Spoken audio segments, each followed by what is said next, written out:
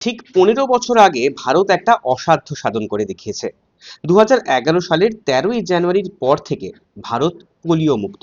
21 শতকের গোড়াতেও ব্যাপারটা সোনার পাথর বাটির মতো শোনাতো।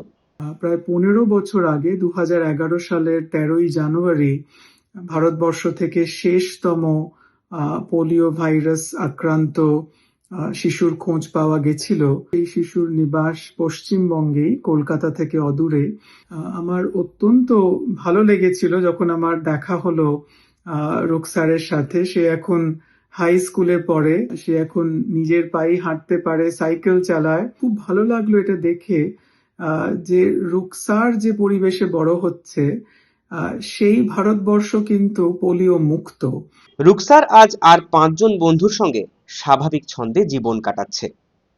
তবে পোলিও মুক্ত মানেই আমরা এখনো পোলিও বিপদ মুক্ত নই। সাবধান বার্তা আনন্দ শঙ্করের। পোলিও ভাইরাস মুক্ত থাকা আর পোলিও ভাইরাস বিপদ মুক্ত থাকা কিন্তু এক নয়।